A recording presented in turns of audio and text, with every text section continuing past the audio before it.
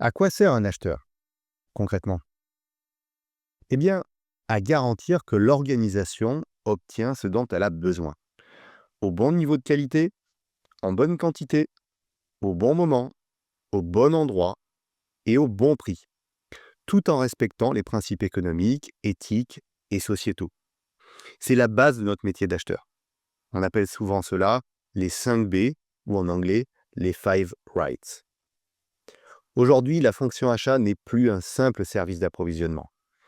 Elle devient stratégique, connectée à la supply chain et à la performance globale. Dans beaucoup d'entreprises, les achats pèsent autour de 50 à 70% du chiffre d'affaires. Autrement dit, chaque économie compte beaucoup sur les résultats de l'entreprise. Pendant longtemps, on parlait surtout de gestion des approvisionnements. Désormais, on parle d'achat stratégique, d'approvisionnement mondial et de la chaîne de la gestion logistique. Pourquoi ce glissement? Eh bien parce que l'acheteur agit en amont. Il analyse les besoins, le marché, les risques et construit des relations fournisseurs durables, souvent encadrées par des référentiels éthiques comme la charte RFAR du CNA pour la France ou bien la norme ISO 20400 pour les achats responsables. Imaginez une PME industrielle en France qui fait 10 millions d'euros de chiffre d'affaires. Si les achats représentent 60% du chiffre d'affaires, cela fait 6 millions d'euros d'achats.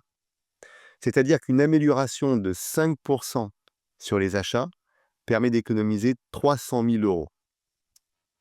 Si la marge nette de l'entreprise était de 5%, c'est-à-dire 500 000 euros, elle va passer mécaniquement à 500 000 plus 300 000, c'est-à-dire 800 000 euros. Cela représente 60% d'augmentation du résultat. C'est ce que l'on appelle la puissance de l'effet de levier dans les achats. Les 5 B va guider les choix. Prenons l'exemple d'un acheteur public qui doit sourcer par exemple des EPI, c'est-à-dire des équipements de protection individuelle.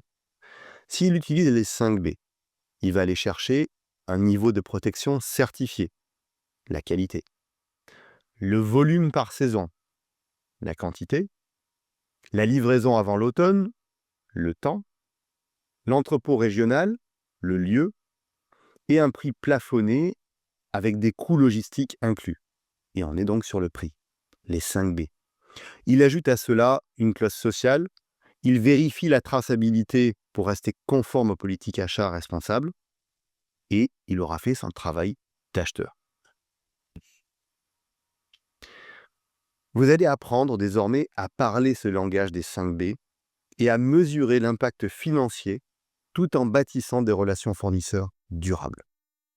Mais avant de passer à la suite, sur votre dernier achat personnel, essayez d'imaginer comment vous avez utilisé ces 5 B. Quel B vous avez le plus négligé? La qualité, la quantité, le temps, le lieu ou bien le prix?